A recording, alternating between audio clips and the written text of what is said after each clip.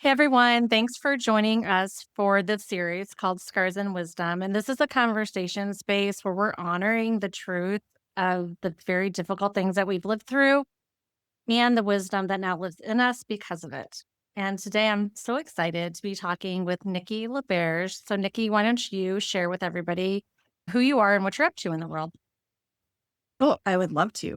Thanks for having me, Karen. As Karen said, my name is Nikki Laberge and I live in Alberta, Canada. And what have I been up to? I am just launching a new business. So in my life, I've experienced some difficult times, which I know we'll get into. One of those was divorce. And my divorce, as I moved through my grief that we'll get into again, I decided my passion is helping women after divorce. I want them to know what life can be like and that divorce is actually an opportunity to reconnect with ourselves and really step into the life that we deserve. So that's what I'm really excited about that I'm doing right now. That is so exciting and so needed as somebody who has been through two divorces and now am engaged to the perfect person for me. It is a lot, right? Like, you really do have to figure out who you are again, and you had all these hopes and dreams with this person, and those are gone, and so I remember just feeling very lost and untethered after that, and once I stepped back, did the work, and got some support, it was amazing just how much of myself I rediscovered that I had buried for so long. It's really true. And so many women really get stuck in that place of this is who I was in my marriage or who I had to be, whatever that story is. Yeah. And who am I now? Or who do I want to be? And how do I become her? So I just help them go from that previous person that they don't have to be anymore, those roles they don't have to live up to, those expectations, and really step in and connect with who they are now. It's fun. Beautiful work, and that is the fun part of it. Divorce is very difficult, right? There's so many different complexities with it, but at the same time, I remember that feeling of this is a clean slate. Like, I get to rewrite what the next chapter looks like, and that was really exciting. So I That's love actually the that. name of what Well, my program is, Your Next Chapter. yeah, yep, that's exactly it. Yeah, perfect. I love Yeah. that. And I love these conversations and the way that they're unfolding because they are all taking on just a different theme, which just goes to show you how broad grief is. We obviously, when we talk about death, we know there's accompanying grief, but there's so many losses that we experience throughout our life. And we've done ourselves a really disservice. Society has done us a disservice by not really acknowledging all those things that happen as loss, which has grief tied to it. Divorce is a perfect example. So I'm so glad that this is coming up on one of these conversations because a lot of people are going to be able to relate to that. Thank you. So let's talk about that. What was the big scar for you? And just explain to us what that was like for you. So, my divorce was definitely the start of a journey I've been on the last 10 years. After my divorce, my mom was diagnosed, or I guess during my divorce, my mom was diagnosed with dementia. She was young, and dementia, anyone that has any experience with it, is a very difficult disease to navigate and support your person through. And so that was really hard. She actually ended up dying quite quickly from, I can't say from dementia because to be honest, I didn't do an autopsy. She died in her sleep. I didn't feel like I needed to put her through that. It felt like it was her choice. And I was able to honor that for her, I felt, by leaving her in peace. I don't know how else to explain that. There was some peace in that. Not saying it wasn't difficult. It was extremely difficult. My mom was always my biggest supporter. She always had my back. She was the first one to be there for me in every part of my life, for my entire life. And when the diagnosis was really difficult for her and for me, and so she passed away in March of 2019. And then my brother actually passed away in December of 2020. And so his was, I don't want to say his was more difficult. I don't know if it was the combination of the two close together or what felt close together. His was during COVID. We literally went into lockdown like 8 days after he died. I couldn't have a real funeral. I couldn't do so many things. And so I think it was just the combination, mom first, then brother, all of that. I went to a really dark place, a dark place that I didn't know existed for me. I had always been the person that strong and capable and could manage and get through anything. And I loved that about myself. It was one of my favorite things about myself. And then again, my mom knocked me for a loop, but my brother, that one was, again, I don't know how else to describe it other than I went to a dark place, really dark. Yeah. Hmm. And so sorry for both of your losses.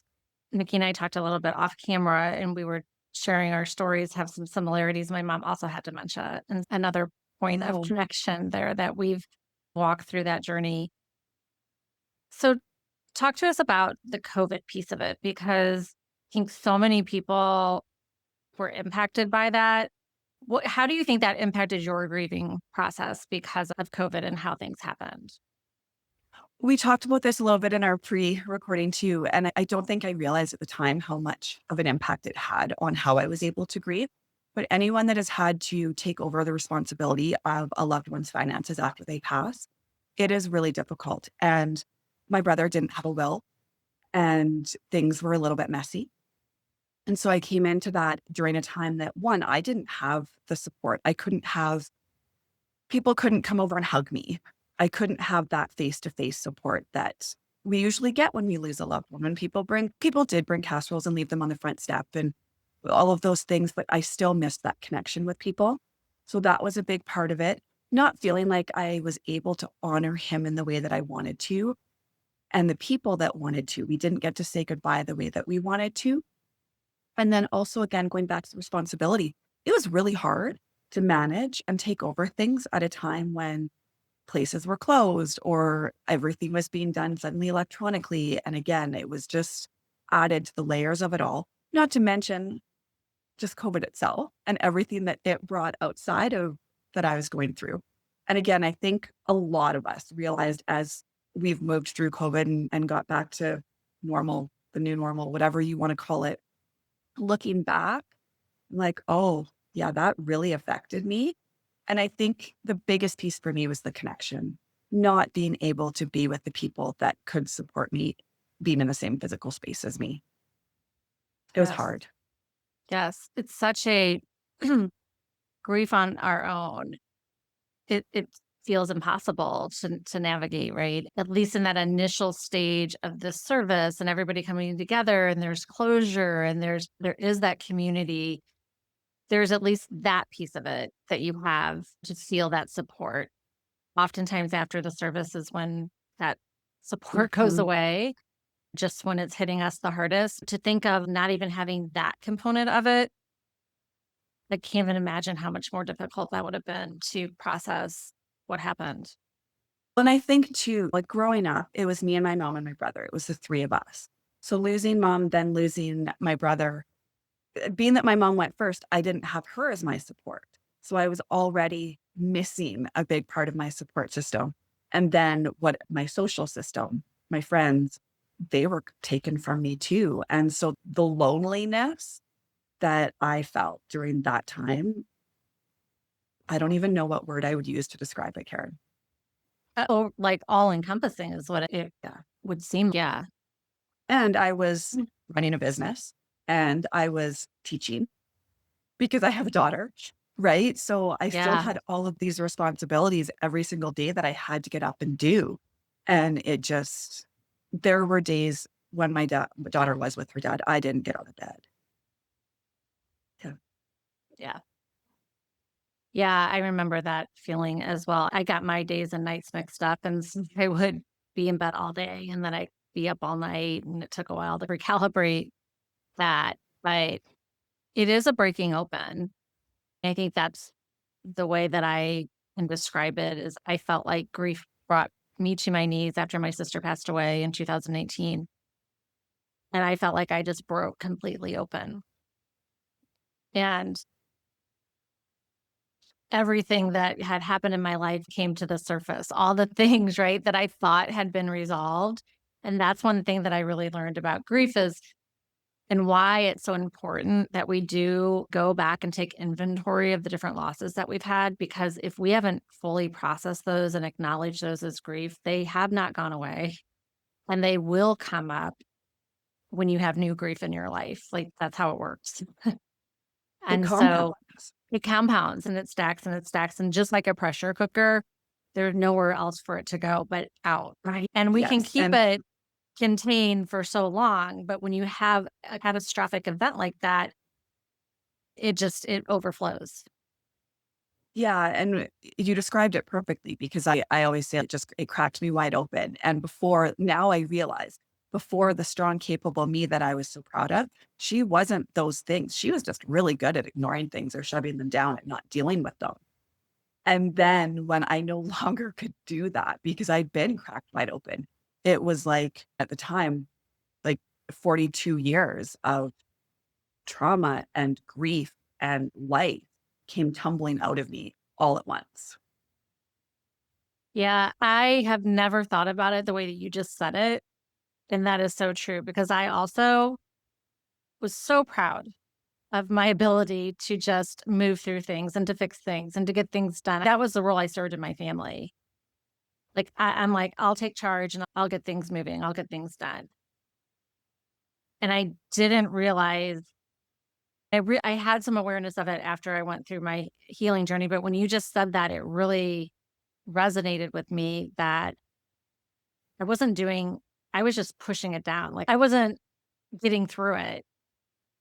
I was just not dealing with it. And I always looked at my sister who was very vocal about everything and shared everything as almost weak. And I hate to say that, but that's really the realization that I came Mm, to is I was viewing her as being weak and I was the strong one. And once I understood what I did when I went through this awakening, I realized she was stronger than I was because she was actually verbalizing and actually speaking her truth. And I had it all wrong.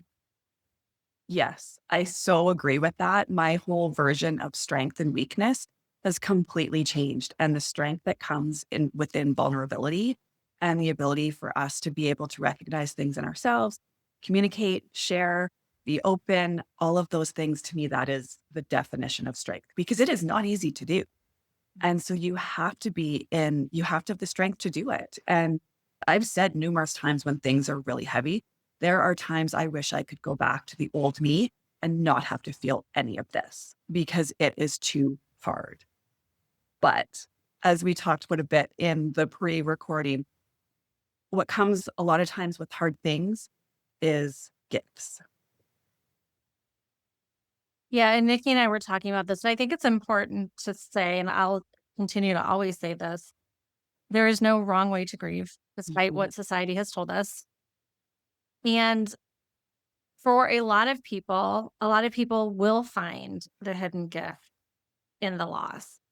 Some people don't find that, and that's perfectly okay. There's no we're not on a grading scale here when it comes to grief. And I always just want to make sure I say that because I never want we compare in grief all the time anyway. I was talking to you about this. I didn't really acknowledge my loss as significant as my parents who lost their daughter, as my brother-in-law who lost his wife in his home, as my niece and nephew who lost their mom in their home.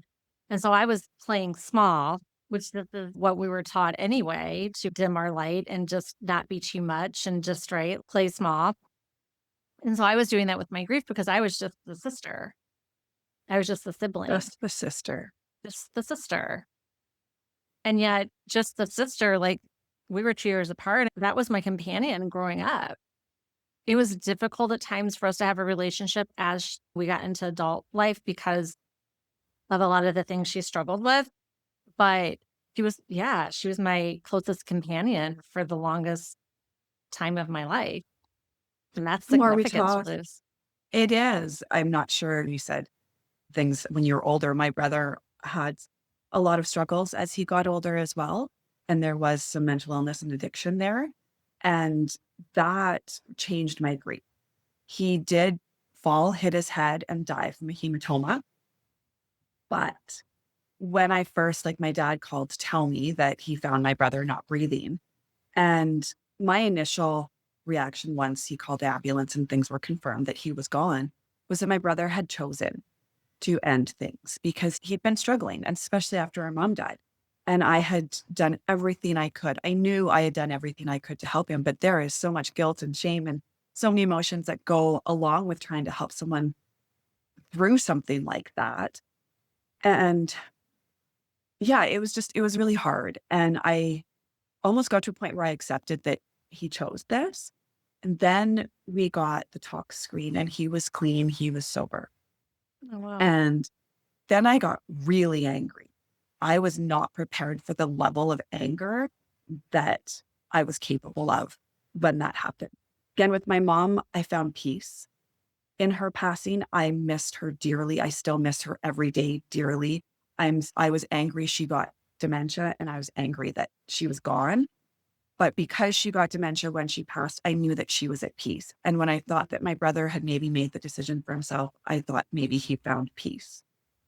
When I found out he was clean and sober, like I said, the anger, I was not prepared for that at all. Yeah.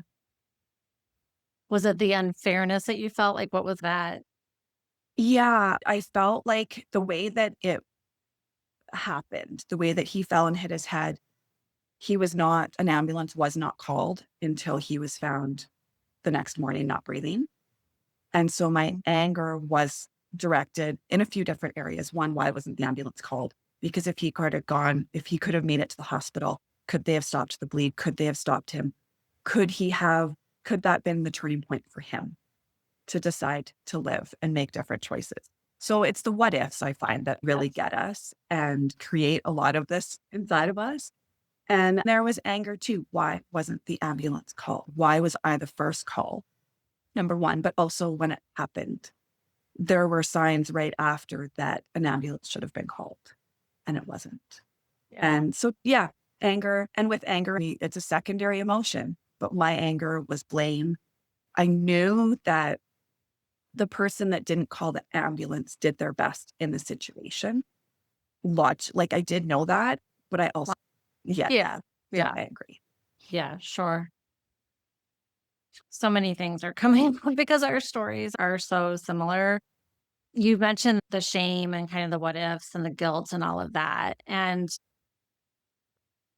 I didn't realize this at the time, but our mind intentionally does that to us to try to give some certainty to what has just happened, which is completely right. Like your whole world's been blown up and nothing could feel more uncertain than you do after losing somebody that was just there in your life, right? And so it was fascinating to me to understand that our mind would rather blame us because then it creates an illusion of control than to sit in that uncertainty, which, is really helpful to know and to understand that's what's going on. You just go through so many nights where you're just like replaying and ruminating, right? Like all of these scenarios and these questions. And I know everybody has experienced this. Everybody have, it's just kind of part of this process. If I would have known that's what my mind was doing, it would have been helpful to know that what was going on. Not that it would have completely stopped it, but I think I just could have moved through that in a little bit easier fashion. Yeah. And it goes back to the support and you doing this and having these conversations so that people that are in it right now can hear this conversation and the other conversations you have and know that, yeah, our mind, we lie to ourselves to try and make things better or easier, but that often makes it worse. Yeah. Yeah. I think and I don't know if you felt this way, but when I first started to when I came out of the fog and the shock and all of those things, and I'm like, okay, I need to understand this pain and how to move through it. And what I was finding didn't really seem to reflect what I was going through. And so that was my first indication of gaps that we have with grief in our society. But I just want to make sure people know there's a lot of education that we need to do around this topic that has never been done. And if you lean into the education and try to understand grief itself and your grief, it really does change how you process it. And I'm so passionate about this because I understand that now, but also really want to help people just not keep it at such an arm's length, which I think because you cut off yourself from all that learning and Well, all we're of that. scared of it. We're so We're scared of so it. scared because we have to feel and feeling sucks sometimes. And so we get so scared to feel. Yeah, that they and we've have. been taught, right?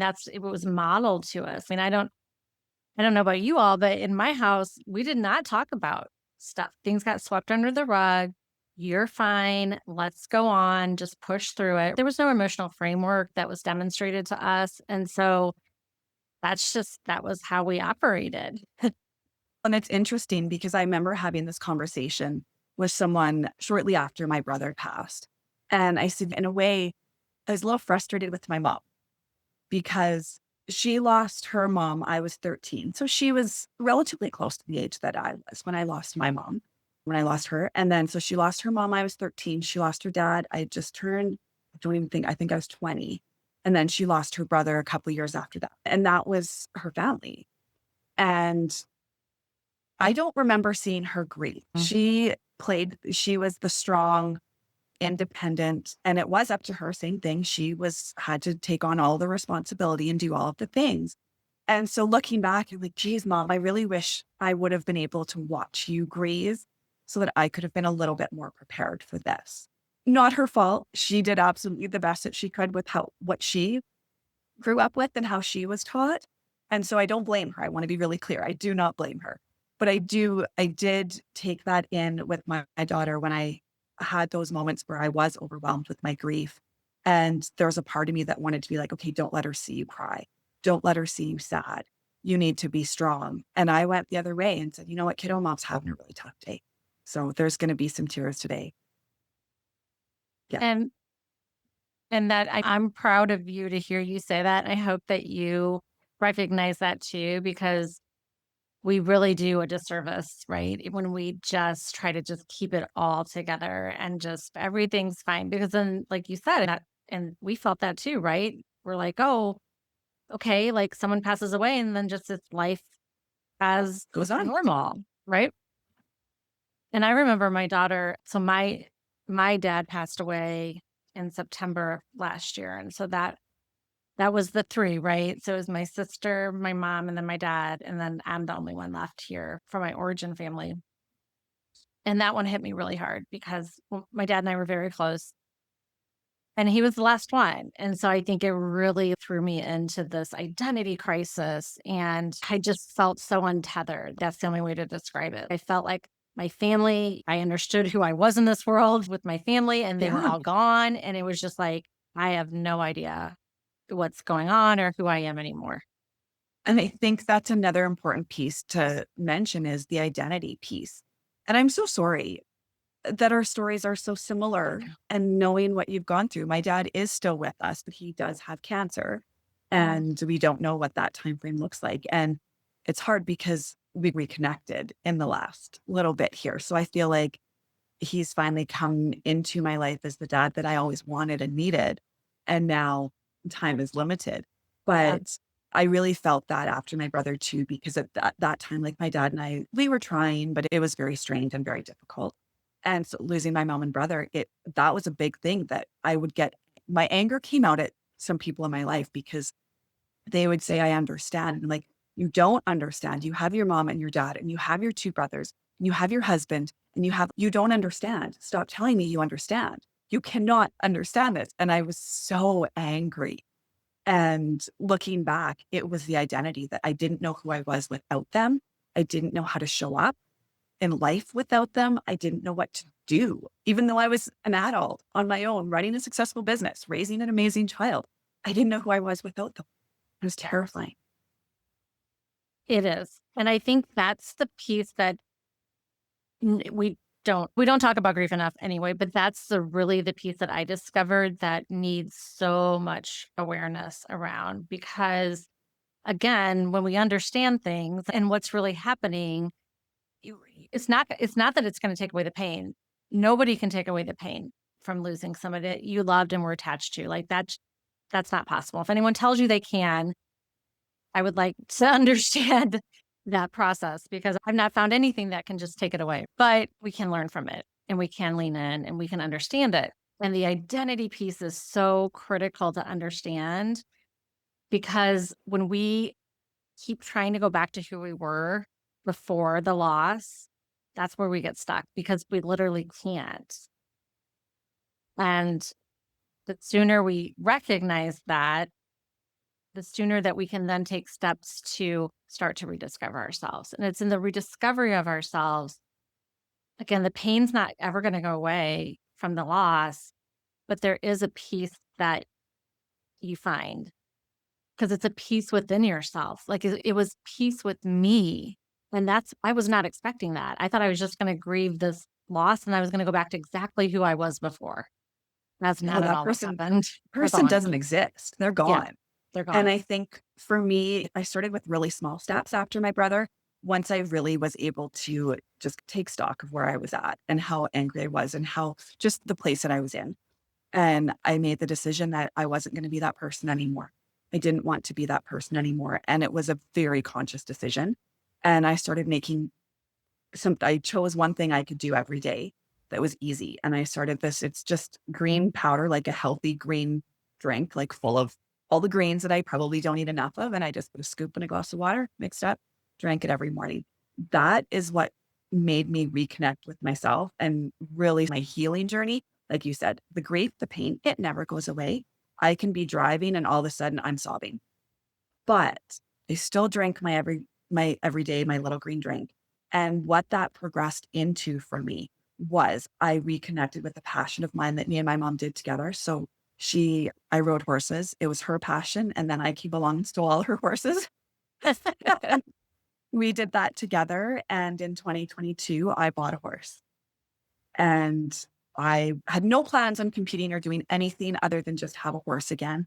And then all of a sudden, I was like, one of the coaches at the barn was like, you guys should really do this. And we had our first show already this year. We've got another one in a couple weeks. And the first show without my mom, let me tell you, there were Oh, tears.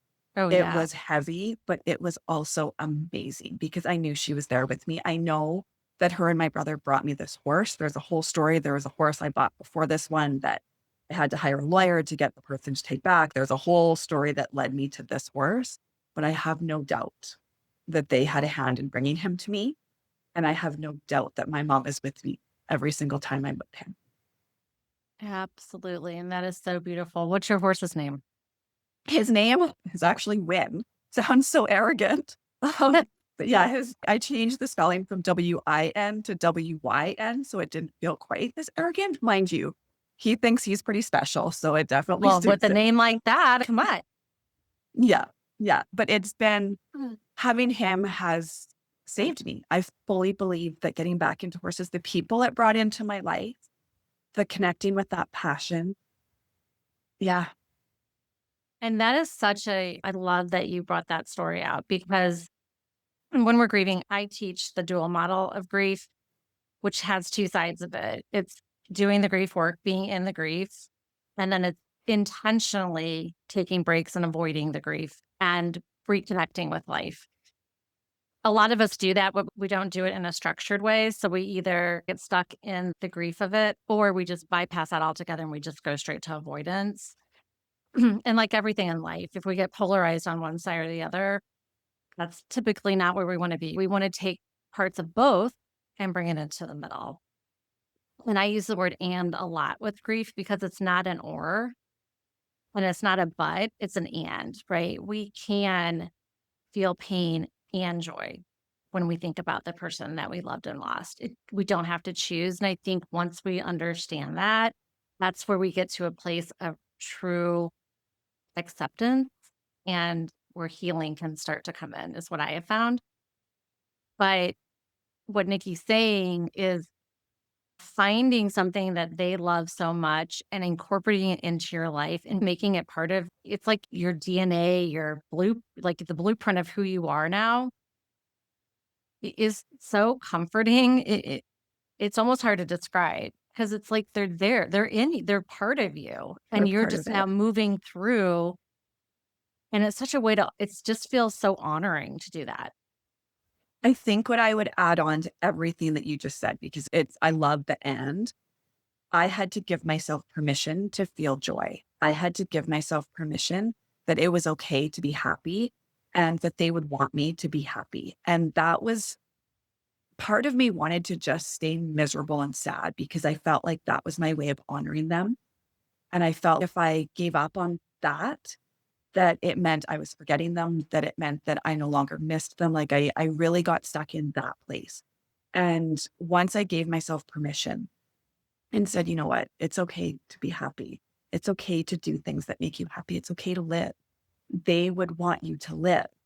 That permission piece was really huge for me. And again, going back to my horse, my daughter started to ride when we first got him. And what that did for me, it was like, oh, this is just like me and my mom. And it was Oh, amazing. yeah. And then when she decided she didn't want to ride anymore, I really had to process a lot of things that this was my journey, not hers, all of that. So you mentioned this before, but as we progress in our lives, different things are going to, I don't want to say set us back because it's not setting us back, but it's just going to bring up grief in a different way. It's going to bring up a different part of our grief that maybe we weren't aware of yet. Like I didn't realize that I now had to grieve that me and my daughter weren't going to have the same experience that me and my mom had because a part of me really wanted that.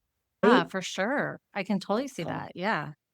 yeah. Yeah. But I want everyone to really hear the piece on permission. It is absolutely okay to give yourself permission to feel joy. Yeah, and what you said about people getting stuck because they feel guilty about having joy in their life again and feeling like that's the way that we honor and show loyalty, and I think everybody feels that way to some degree, right? That's just again, I think this is just part of the journey that we go through. And I can tell you the difference for me when I was feeling that way versus when I was embedding their joys and their loves and their hobbies into me and carrying that forward night and day in terms of how it felt. And I'm like, this is what honoring really feels like. Like I could notice the difference. And for me, it's golf. So my dad was a huge golfer. So I have committed to, he always wanted us to golf. He would get clubs cut down to size for us. He had high hopes for my sister and I.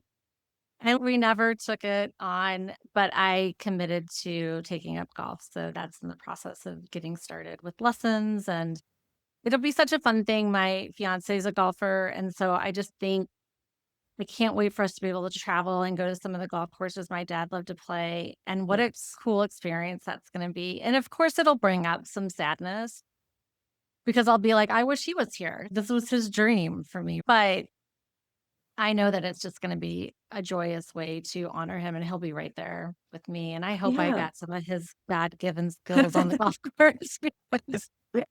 I know what a But it frustrating game it can be according to my fiance who comes home all the time, and I'm like, "How is golf?" "It's a nice day." but it is. It's really true. It makes us feel connected. That connection piece is a big part of our grief. And Yeah, sometimes we have to lean into those pieces to help us keep moving forward. absolutely. Absolutely. So in terms of that shift that we both experienced, was there one thing that you felt started to help you turn that corner? Yeah, I remember someone telling me when I was really in the depth of my darkness that there are gifts in grief and gifts in loss. And again, my anger, I was like, don't tell me that. I am not listening to you. And then one day after I started with my green drink, and I'd been doing that for a few weeks and was starting to be like, okay, I am in control of how I'm feeling. I do have some control in this. I actually Googled gratitude and grief. And I went down a whole different kind of a rabbit hole. It wasn't darkness all of a sudden. It was, huh, maybe there's actually something to this. And that led me to go on a solo trip to Portugal to ride Lusitano horses. Horses have just always Wow. been, yeah. And I went to Iceland before my mom passed, actually, to ride Icelandic horses. And she was so excited and so proud of me for doing that on my own. That was my divorce gift to myself. And then I felt like the Portugal trip was my way of honoring my brother in a way. I don't know. They both just did something for me. And so I would say the green drink, the gratitude and grief, and my trip. Anything that you can do that can bring you a sense of peace and a sense of connection to them and to yourself. And And I love you permission. Permission. started with the green drink, right? Because that to me is like you're remembering like you're worthy of goodness, of putting something good and healthy and nutritious into your body because some days you're like, "I forgot to even eat or drink." Yes. Like in that I call it the free fall period of grief, right after loss. And so just to make that commitment and just to show yourself that little bit of love, I think is such a nice way to illustrate that for people that that's an easy right? That didn't take a lot for you. It's not like you had to go and figure it. It's like, I'm just gonna make this one simple promise to myself and I'm just gonna do it every day. Yeah, and honestly, it was all I had capacity for, and it sounds so silly to someone that's never been in that place, but that's all that I had capacity for, but it changed my whole trajectory. Like, Yeah. I credit that little green drink as the first thing that I saved just me. got chills. I feel like something with little green drink needs to be like in so I have gotten very deep into understanding micro habits and the power of taking one small micro step forward each day. And at the end of I've done these challenges and at the end of 17 or 21 days, the shifts that you experience are unbelievable and you don't even realize it's happening because it's just one tiny step a day. And Yeah, it doesn't feel overwhelming, and there's lots more that I'll be sharing about these challenges and experiences, but I really do think that's the new way that we can move through these things in communities, surrounded by other people going through the same thing. Everybody has the same goal to just get some relief, right? And to do it in that very gentle, loving, compassionate way, I think I see a lot of potential in the grief space for this to be incorporated. I Do agree, and you? again, yeah, I love that you're doing this. Yeah. I love that you just perfectly articulated how that actually works in real life, right? That's exactly what you did without even knowing the framework behind it. So, how has the experience made you stronger? Like we talked about strength and weakness. Is because you learned to use your voice, is that the strength or how do you feel like that manifested? Yeah, I True think strength, right? true strength. I think it's the vulnerability. I think it's giving myself the space to feel what I need to feel and communicating that. If I'm not in a if I before I would just shove things down and put a smile on my face and keep going. And I learned, nope, I can't do that anymore. And so being able to communicate, hey, you know what? I'm just having a moment, or I'm not able to do that today. So boundaries, I guess, is what I'm saying. It taught me that there's strength in setting boundaries and there's strength in choosing me and there's strength in Mhm. saying no. And there's strength in honoring my feelings and my story and my journey, and there's strength in sharing my story. I think it takes a lot of strength to be able to talk about it. And it isn't something I was always able to do. I was able to talk about it sooner than I ever thought I'd be able to. But again, the conversation has changed as I've moved through and as I've learned and as I've grown. So I think it's the strength in sharing my story to help other people. Yeah. And there really is when you're able to get it out because we keep so much in us, which is why journaling is such an effective tool Yes, because it's taking everything and it's getting it out. And there's another level of that when you're able to speak it because we're energy and everything we do is vibration. And when you're able to actually speak that, that brings another level of healing to this. Keeping it shoved down and keeping it pushed away from you it is really the least helpful it thing is. for a period of time, right? In the free fall. That's all you have to like, there's no talking, there's no processing. It's just you're just being. Like, you're just there's nothing for you to do, right? It's not a period of time where you need to be taking any action. Your body's going through a tremendous amount of recalibrating and understanding. I think rest is like the only thing that anybody who's just had a loss should even try to expect from themselves. Like, just rest. Your body needs you to just rest, right? Yeah, I tell women going through divorce or after divorce the same thing, and I always tell a story, like, after my mom passed, she loved Chinese food, and one of our things that we would do is go to a Chinese food buffet regularly, or we'd go to her house and we'd get takeout, and there were most Sundays for the first while after she passed that I didn't get dressed. Some days I was in my pajamas all day. Some days I was in my house coat. But again, if my daughter was at her dad's, and I would order Chinese food as early as I could, and I would sit on my couch and I would eat Chinese food takeout all day. And that was my way of honoring her and allowing my body to rest. Perfect. Did everybody hear that? You have permission Yes. to lay on the couch, watch all the Netflix, and eat Yes. Chinese food or whatever it is that you want. And I think that's so important because if you stop and you give yourself that permission, y you'll be surprised once you start to come out of that time and that free fall, how much good was done in that time. I know I'm not Yeah. articulating that that well, but I've had both, and when we just keep going and we think life has to be lived, so it doesn't go away. Like, what we resist persists us, and what we face transforms us. And so I've done both. And when I gave myself, I literally would get up and I would take my pillow from my bed and I would go to the couch with my pillow. And that's where I would be all day until I went to bed. And I would go to, and Yes. that repeated for literally 2 months. Yeah, and I think it's important to right when someone passes, we have to be in survival mode for a certain period of time because there are responsibilities. There are just things that we have to take care of, especially as adults. And yeah, does that part suck? Absolutely. Is it necessary? Yes. It gets things done. It protects you while you do that. So it is absolutely okay if you're in survival mode, you need to be there. What happens though is you can't stay there. And it's the important piece is what happens when you start coming out of that survival mode, mentally, physically, spiritually, all of those things. And that's where it's the permission piece that you also have to give yourself space. So throughout my life, I've gotten better at giving myself permission, but I wasn't always good at giving myself space. So those Mhm. Sundays, I was doing both. I was giving myself permission and then I was giving myself the space to do it. And so I think it is a two-piece approach. That, yeah, that's beautiful. I like that. That makes a lot of sense to me. And I think adding on to that is being able to communicate to what you need, right? And even understanding it for yourself, which again is just not something that who was asking us about what we wanted and what we needed, right? Like I wasn't getting asked those questions. And I certainly wasn't doing that inventory within myself to know what that looked like. So I couldn't articulate it to somebody else.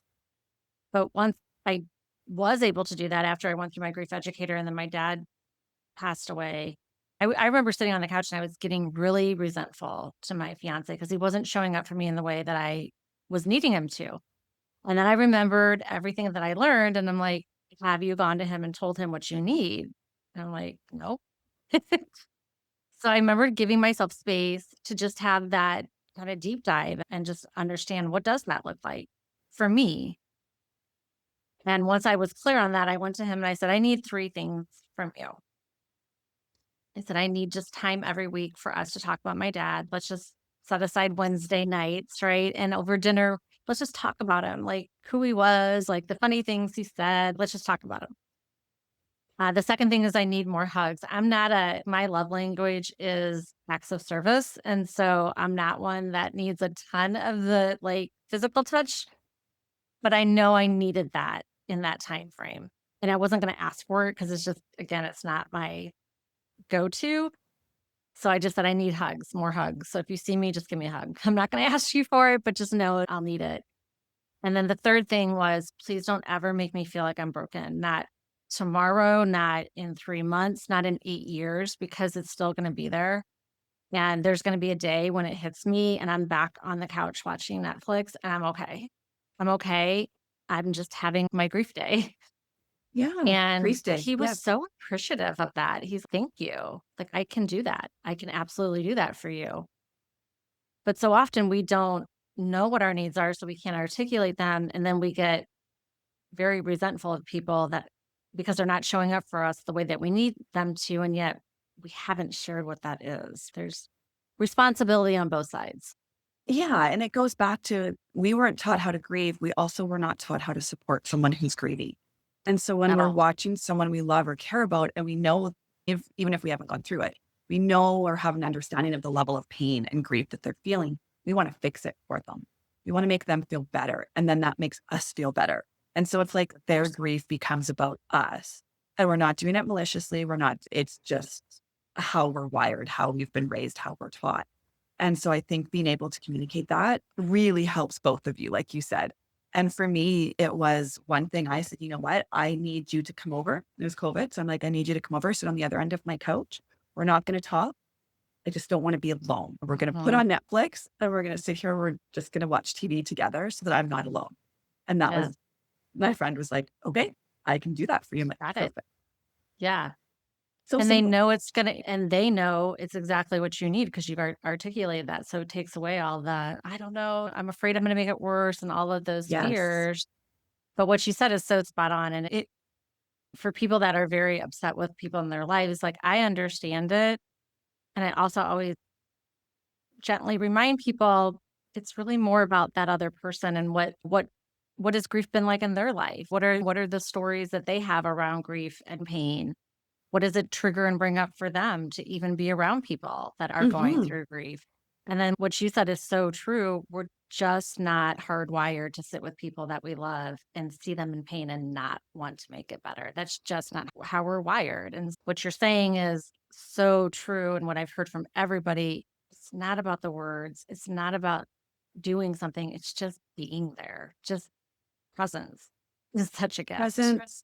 And what you said about every Wednesday being space to talk about your dad, I think that is the other piece. And I've said that to people too. You know what? Today I just need to talk about my mom. Yeah, Today I because we just want to need to talk keep about my brother.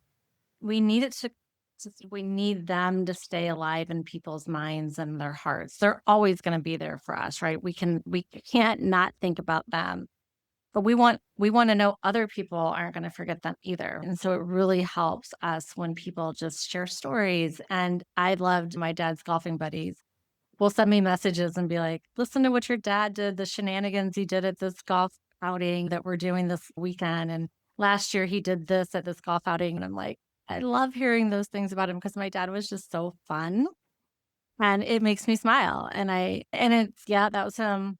Yep, that was totally my dad. Yes. And so Yeah. I was yeah, going to no, say I think after my people, mom's, like, they think that's gonna make us feel worse to bring it up, and some people it will, which is why it's so important for the griever to share what is right for them, because for me, I wanna hear those stories. For someone else, that might be too hard. But the supporter doesn't know that, and they don't know how to change that for every single person that they're gonna encounter. So it really does take us to come forward and say, "This is what I need," because what I need is gonna be different than what you need. and I think we have to really recognize sometimes the person that's grieving doesn't always have an answer. And I remember a really good friend of mine asked me after my mom, he's what do you need? I'm like, I don't know. He's no. What do you need? I'm like, I don't know. And then he was a business, like I knew him through business, great friend, but also like more of a business connection. And he said, what's the one thing that's stressing you out the most right now? And I said, oh, that's easy. My mom's house. And he said, okay. So I'm going to rent a U-Haul. I'm going to get the guys together. We're going to drive to Red Deer and we're going to help you clean out your mom's house. And I was just like, Wow. okay, thank you. And they did. Yeah. And I will never forget that. And another thing that I will Writing never that forget. down because that's such a huge Yeah. that will could change the landscape of how people move through this just by because you're right, when you ask that question to somebody who's in grief, our brains can't Don't know. you can't make decisions, you can't come up logically, that part of your brain is actually shut down for a period of time. But for somebody to phrase it in that way, what's stressing you out the most, that like you came up with that right away. Instant. And, Yeah. the other thing that really changed how I approach when someone I know is grieving is right after my mom died, I thought I needed to just keep going with normal, and I had a session booked with a personal trainer at the gym. So I'm like, "I'm not gonna cancel." And so I went, found out my trainer wasn't actually there that day, I had a substitute, and so I'd never met this man before. Didn't wanna just be like, "Hey, my mom just died 2 days ago." So I toughed it out, did the workout. The last exercise was tricep dips, and I literally collapsed on the floor and just started sobbing. I hadn't eaten, I hadn't slept, like I was a mess, and my body just finally gave out. Yeah. And this man looked at me. So many things he could have done in that moment. I'm a stranger. I'm sitting on the floor in the middle of the gym sobbing, and he sat down on the floor next to me. And he didn't say any, the story always makes me get choked up. He didn't say anything for probably 10 seconds. And then he said, "You okay?" And I said, "My mom just died." And he said, "Oh," he said, "I lost my dad 8 months ago." That was the extent of the conversation. He sat there beside me, cross-legged on the floor, while I sobbed. I have no idea how long I sat there. People were literally like stepping around us, like, what is going on? Okay. And then I snapped out of it and looked at him. I was like, okay, I'm going to go now. He's okay. I just got up and left. But he gave me such a safe space in a really public place to Yeah. have that moment. And that Yes. really changed things for me. Wow. Yeah, that and for him to not even know that's what you were going through and to still be able to just get on the floor with you and just you're not alone, like, we're in this Yeah. together right now. Yeah. Like, And I never what met an him. yeah, what an angel he is on this Yeah. earth. Yeah. Yeah. So Amazing. Like, I feel like we could talk forever I know. on so many things, but I guess my last question is just if you could go back to who you were, like, before your brother, right around the time, like, your brother and your mom, like, that version of you and what you know now, what would you say to the version of Nikki? I would tell her that I love her and that she's going to be okay. I think that's what I needed to hear. I just felt so alone. Yeah. And I would just hug her. Yeah. Yeah.